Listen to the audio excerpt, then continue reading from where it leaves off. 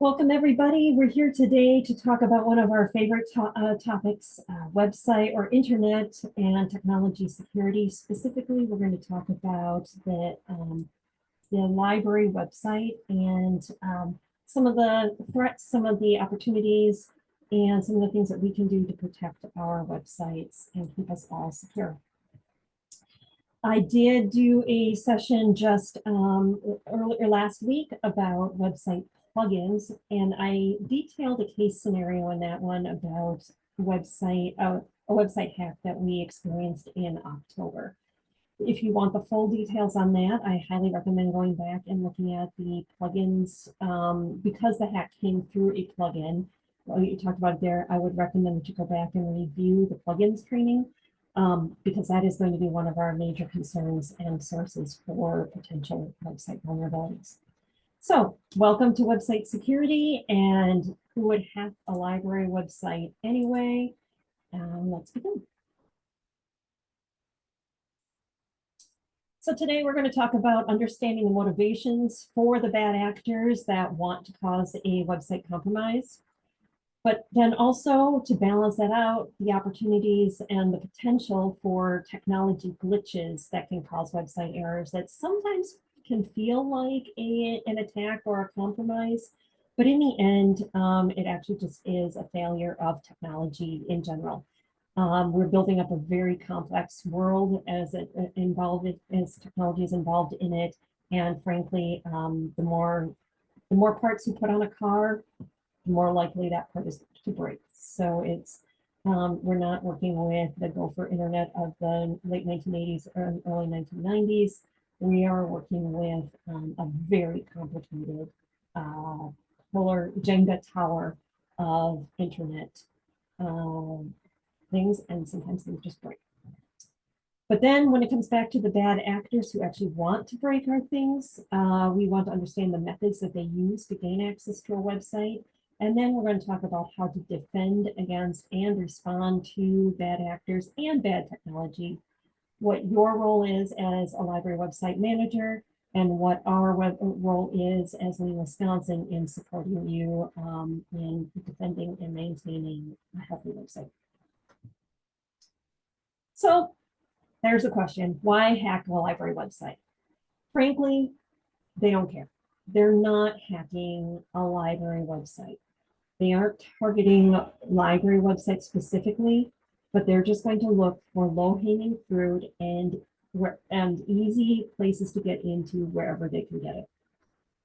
Websites in general are targets just for being websites. It doesn't matter that there isn't anything of value necessarily on your website. We don't keep social security numbers. We don't keep patron ID information on our websites. We even keep very little in our databases, relatively speaking, as far as data points go. But we keep even less, if nothing, on our websites. But that really does not matter to your general internet hacker. It also does not matter to technology. Technology is going to break whether it has important stuff behind it or not. WordPress has vulnerabilities, and it does make it a potential target. It is widely used. It is open source. And that means that WordPress websites being widely used make them a target, because if you can find one thing that affects websites in one place, then you likely can just multiply it across many, many websites. And open source means that the code is open and available. And that just means that it's easier for hackers to look at what things are built on and find vulnerabilities in them. It also means that there's a larger body of people out there patching and finding those vulnerabilities. The good hackers, so to speak, they find those vulnerabilities more quickly and they can be patched. But it is a trade-off. And so we need to do things on our end to make sure that we're aware of the vulnerabilities and then respond to them. So why would you want to compromise a website at all? Whether it's a library website, whether it's a hospital website or database, or whether it's your your blog from your college days, or your travel blog, or your recipe collection. I got these directly from the wordfence.com webpage. I thought this really summarized it quite nicely, and you can go and read in more detail at this website, and I will include that in the training information as far as a resource. One of the main reasons that they hijack websites is to use it to send spam and or to host undesirable content so that you can avoid online filters. By using a legitimate, what your librarywebsite.org website looks clean, it looks lovely, and if they can use it to send spam from your website or use your website to host information, it's more likely to elude those blockers that would hit other, that would be a spam blocker or an internet filter. They may want it to do it for stealing website data. They also may want to use it to, when somebody's on your website, to force redirect to another website. I hadn't heard this term before. I like it, the spamvertise. So using your website to redirect people to a product or a service that they want to get money for, and then to use it to turn around and hack other websites. And these things could then later on, like once Google picks up that your website is doing something like sending spam or has content on it, or is being used and attacking other websites to further spread the spam, then Google and other browsers can mark your website as no longer safe and as a dangerous, potentially a dangerous site, and then your legitimate users aren't going to be able to log into the website. One of the big tricks is telling the difference between whether it is a hack or a glitch. Again, bugs in WordPress code can sometimes have some of the same symptoms as a hack, and sometimes it's not malicious. It's just that things are broken. Please, whether you notice, if you notice some of the symptoms that we will list later, send in a ticket. Website help@librarieswin.org, so that we can take a look and determine whether it's just a broken piece, whether we can fix it, whether we have to wait for a fix. Sometimes we're on WordPress forums. We could even submit tickets about certain things to the code developers, or if we have to wait for a fix that itself, or whether it's actually a hack. So when a website is hacked, who is hacking it? Again, I got this from the WordFence website. I thought, and so I'm using their graphic because I think, again, it communicates really well, and I want to and to give a citation to them. Who is attacking a website? Singlebot is an automated computer program that is scanning for vulnerabilities that are known and shared on the dark web. Somebody has discovered that you can enter a website through this back door. They share that backdoor and tunnel on the dark web. A bot is then designed to scan for that vulnerability. And then a single bot is just going to attack a small number of websites at a time. They're not very sophisticated. They're usually any of the standard defenses that are out there right now are mostly going to block them. So as long as our systems are using the right firewall and other methods of preventing and detecting these attacks, they're not super sophisticated, and they're not going to get past most websites' regular normal defenses, unless it's something that is brand new and hasn't been patched against. A person is going to be slower, but they can usually be more sophisticated, or they can be very difficult to detect. A person is going to be attacking a high value site. They're not going to be spending time trying to get to a library site unless they thought they could get to all, maybe they could get to all 140 of us. They might decide that a library website is worth getting into, but usually what we're going to be seeing is something like a bot attack, because the high value customers are going to be the ones where the money is. And then a botnet is a group of bots that are working together. So it's just a bunch of computers that are working together to scan code that, when they're linked together can actually cause quite a bit of damage. But those are the ones when you might see like a massive attack. And we'll talk about some of those attacks in a minute. So our methods of attack, as we talked about in the plugins, because we did a dedicated plugins discussion training. The website plugins for us are probably one of the ones that we're most concerned about, although maybe less concerned since we implemented some new methods of managing for that.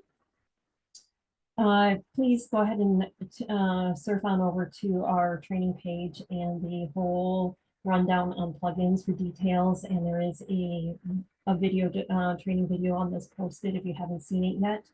We're talking about, we did go through the entire scenario that happened when we had that attack and we finally determined it was due to a plugin. Some of the things that we have changed since then was enabling auto updates on most plugins that we can on all of the websites so that we make sure that our plugins are kept up to date, that when a vulnerability is discovered, it can be patched quickly. Asking you to go ahead and update those plugins when you see it, even if they are on auto update. Also, removing unused plugins. So we are really trying to ask first the libraries, but also us on our end are reviewing the lists of plugins that we have and trying to get rid of unused and at least deactivating plugins that we're not sure if we need them, and keeping it to a core list of plugins, or looking at those other functions that we want that a plugin gives us. So more information on plugins is available at the training.librarieswin.org/ and eventually get to plugins. The next thing that we're always concerned about, and I don't care if this is your website, if this is anything else on your email in general, watch out for those phishing attacks or anytime that you have compromised login credentials. What they're trying to get is your username and your password paired together so that they can just simply log into your computer as an or log into your, in this case, website, but could be anything else, as an administrator and do all the things. So phishing is tricking an individual to enter a username and password into a non-legitimate location. This usually is, I've heard it accounts for up to 96% of cyber attacks, even today. They are getting more sophisticated over time. What this one was warning about was like, if you go to log into your website and it looks normal, it looks fine, and it actually is the login page is replicated and it's going to a different URL. It's not going to your normal login page. Old, outdated versions of WordPress and your themes, please keep your WordPress, in addition to plugins, keep WordPress and keep themes up to date and remove additional themes. I just recorded and I will post a quick update on WordPress 6.7.1 that just came out. Please update your websites. You'll notice that that WordPress is adding a new theme. When you add that, you need to go in and remove the 2024 theme and keep 2025 on the website. The fourth one would be a denial of service attack. You may have heard about these. This is when a hacker, but usually it's a bot. It's going to be a computer or a set of computers that are going to go to a website and they're going to make hundreds and hundreds and thousands of requests of the website all at once. So it overwhelms and crashes eventually the website. Either it's going to slow it way down because it's trying to process too many requests at once, or it could even crash the server because it just overloads everything. That basically means that legitimate users can't use your website. It's, it would be the same thing as, in the real world, you're trying to get to a sale in the mall on Black Friday and everybody else is crowding in the door, so you can't get to the thing that you're trying to get to. It's essentially what a denial of service is. And a host server attack would be when they're trying to get to where our websites are actually living in code. And we, for IFLS, Northern Waters, and WVLS, host on our own server in a server farm, and it is guarded both physically and with security software. But that doesn't mean it's not capable of being compromised. Winding Rivers Library's websites are hosted with a reputable hosting provider, but again, nothing in this world is 100% guaranteed safe. And so there is always the potential that the actual host server for our websites could be compromised. So what does it look like to be attacked? And it could be an attack, it could be a technology fail. So what does it look like and how do we tell the difference? So I put a link in this presentation, and again, that will be available on the training page for the case scenario of our October website attack. The main website attack is like just when things are off. My website is acting strange. Pages won't load. The website is slow and unresponsive. But I'm going to warn you that right now we have a known issue for IFLS, Northern Waters, and WVLS libraries. We know that our server is having performance issues at random, and we're not sure what exactly is going on. We haven't found the cause of it yet, but about every 3 weeks or so, it seems to go through a period where CPU usage spikes, and it's not malicious. It's not a hack. There is some process that is apparently just trying to take over, and it does that every once in a while. So you may notice that this is happening to your website. Yesterday, people were getting database not available alerts when they tried to load a website. Usually if you wait 5-10 minutes, it's fine again. We are still trying to get to the bottom of it. It's not something we're not taking seriously, but it's not a hack in this case. That said, a hack could cause that type of issue. If you notice unexpected things on a page, like there's links on this website that I didn't put there, or content is missing, and it's like, I swear that thing was there before, and I'm not seeing it now. Those are the subtle, and they may be an indication of a very, very early stage of an attack before it's been full blown. It seems like some of these attacks like to marinate and kind of just feel things out and see how far they can get before they're detected. So you may see some weird things, and so just be aware on your website, especially if anybody notices or notes something they're like, I don't understand. The big ones is when you start getting pop-ups for ads or spam on your website. And the weird thing about this is if you are logged in as an administrator, so if you're there actively working on your website, this may not happen to you. You may never see this happen. So this is where you have to wait for reports from people. Either you're using your website when you're not logged in on a regular basis, or you're waiting for reports from patrons and other users who are like, wait, I'm getting spam on your website, or I go there and I'm getting I'm getting information or an ad for something that doesn't seem like, why am I getting ads on your website? If a user is on your website and they get redirected to a different website, so they're clicking along doing their thing and all of a sudden they're on a different website, that's a bad sign. And then the other thing is the search engine warning. So that's a sign that your website is being used to do some malicious activity like spam or something, and the browsers have detected this. So somebody searches for, Wabeno Public Library, and the next thing they click on that link and it says, oh, we're not going to send you here because this site may harm your computer. And again, if you're logged in as an administrator and you're accessing your website, you may never see that error. The good news is most of our websites are being used as homepages on public computers. So there's a possibility that would pop up right away. And if you're looking at your public computer and it's coming up instead of with your website, that this is an unsafe destination, obviously that's a sign that you need to report. The thing that really tipped us off for the hack that happened in October was that the user couldn't log in. They knew their password and couldn't log in. We were able to get into it from the back door, but it was the big sign, because then we noticed that new and unexpected users were added to the website user list.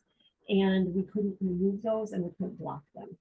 And those, and then the final one was the missing or disabled plugins when they start messing around with things that they, and fortunately for us, they did not disable our central plugin. That would have really meant that we had to write the website from scratch or, from the outside.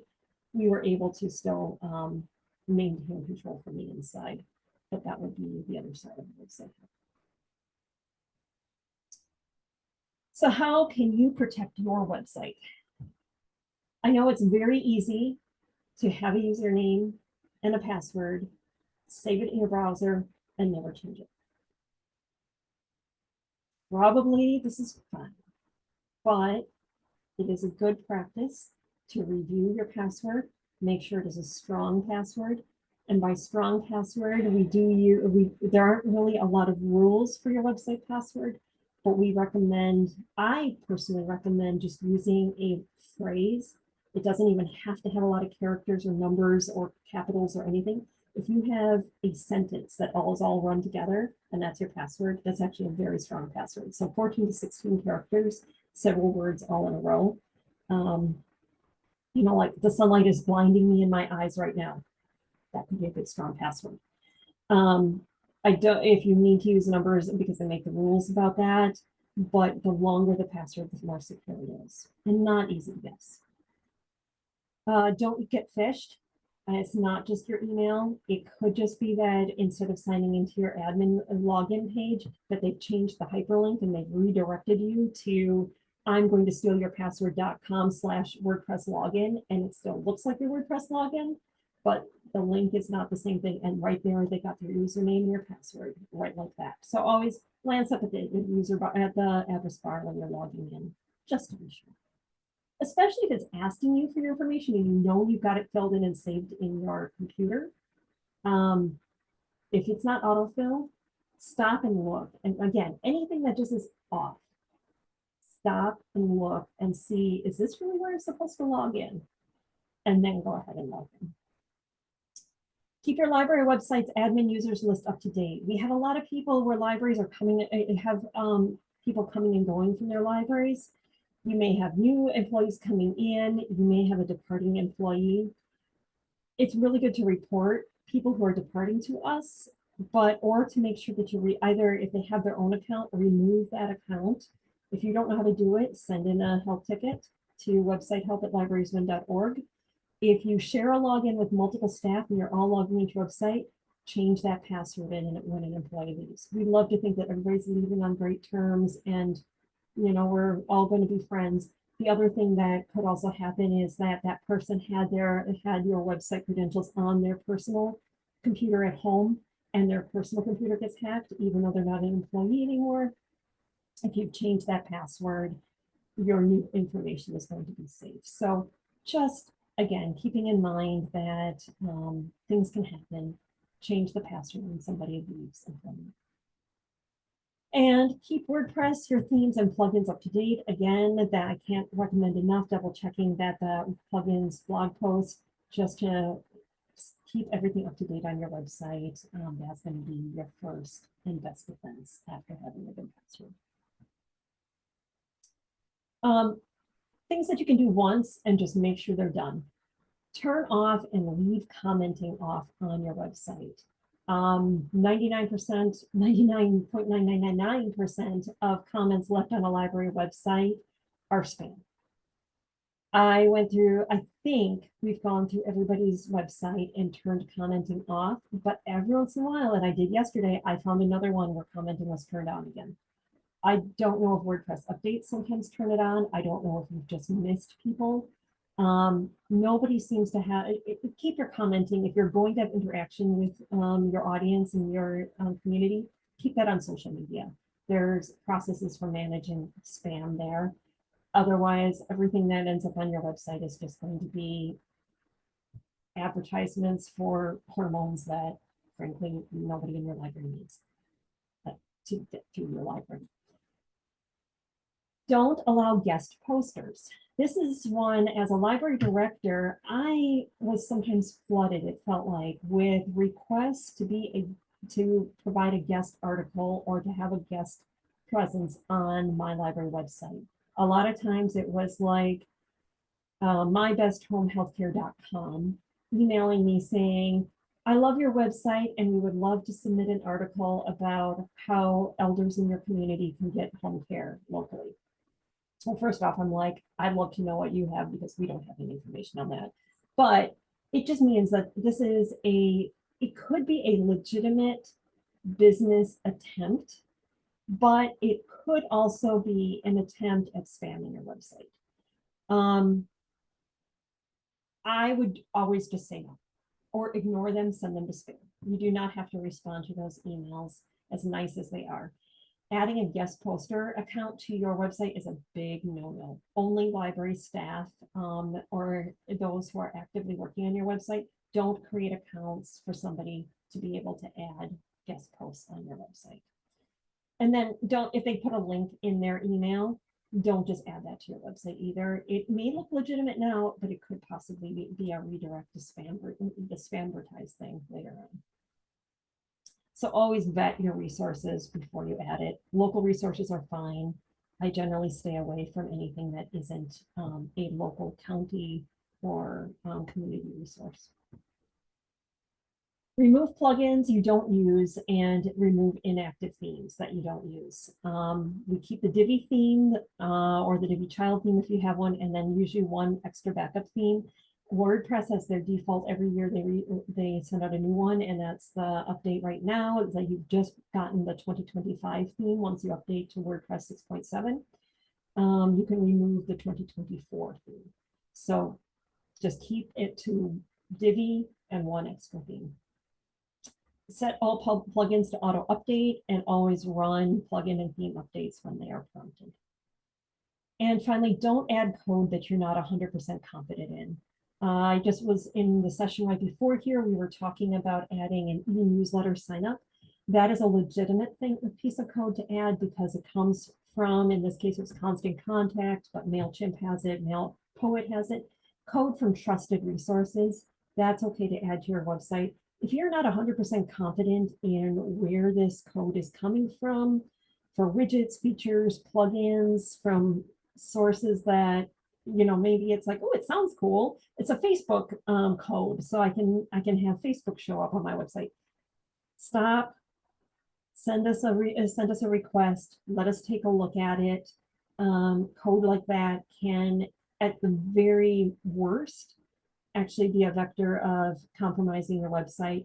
At the very least, it may have tracking things in it that that is against, or that is a threat to patron privacy, and it could be tracking their usage on your website or other information from the patron users. So that's my presentation for today. I don't expect that anybody is going to have a hack anytime soon, and I think we're all going to live happily ever after, and our websites will continue to function forever. But if they don't, please don't hesitate to reach out. I think that's the number one thing that I learned in all of the cybersecurity discussions. Some of these have not, cybersecurity hasn't really changed. Some of the methods have changed, and some of the, AI is going to make some things more sophisticated. And some of the defenses against them have become more sophisticated, but the basic rules of personal security apply still. And the number one thing that we need to do is talk about it. If you're uncomfortable about something, even if you think that, oh, maybe I clicked on the bad link and something bad might have happened, please, it's okay. Reach out, ask us for help. We'd rather know about it sooner than later. There's a lot of things that we can do if we know quickly. And there's a good team of tech people sitting here that, you know what, they'll drop everything. It's okay. We'd rather take care of this and keep our website safe and keep you safe. And you know what? It happens. It's going to happen. And we'll get through it together. Okay. With that, any questions?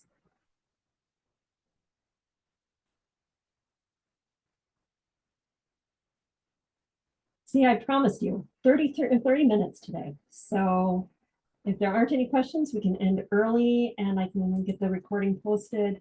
I will put into chat, actually, what I'm going to do. I'm going to share a couple resources. If you have questions, pipe up, otherwise throw them in chat. But while I am sitting here, here is the link to the plugins training that we did last week. You'll see the list of installed plugins that are approved, video from last week, and I don't have the presentation up there because I did it in PowerPoint, and believe it or not, I can't embed a PowerPoint. So I have to go back to Google Sheets until I figure out the PowerPoint issue. I will embed this, and I will. This post does exist right now. Website security. I will have this up and available and a full recording here. So if you want to review any of the information from today's presentation, or if you actually want to look at the presentation, is right here. The WordFence links are included in today's summary, and other links are available for more information there. And I do want to quickly choose a website. Always to pick on Abbotsford because you are at first in alphabet. Again, on this website security, and we're talking about themes. So, oh, see, commenting is not turned off on Abbotsford. I swear, I do swear that I've gone through websites and turned off commenting. So this is an example of things that you can turn off on your website. This, and all you're getting here is a lot of spam. And so there's no reason to have commenting turned on. We need to go into settings, discussion. And I usually just click a lot of these. There's no real like off button on this. I'm just going to warn you. I am going to comment author must fill out name and email, must be registered, close comments after 0 days. And then email me whenever somebody posts a comment.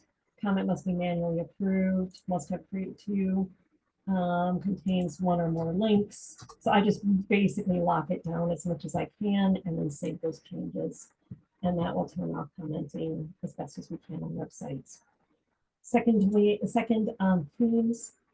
This one hasn't been updated yet. It only has the 2 themes, but if there's a 3rd theme here, notice this is 2024. As soon as this updates to the next WordPress, it's going to get 2025, and then you can delete the 2024 and only keep one. Finally, on plugins, notice these are all auto updated here. So there's auto updates enabled and auto updates disabled. If we click on the auto updates disabled, what we can do is we can enable the auto updates where there is possible. This one that says it doesn't have an auto update option available, so it won't auto update. These will update. I'm going to go ahead and update them because they're sitting here asking to be updated. So that's some basic one-time or every periodic checking that your themes are, that you only have one additional theme in addition to Divi. Your plugins are up to date and your WordPress is up to date and comments are turned off as best we can. That's what I have for today.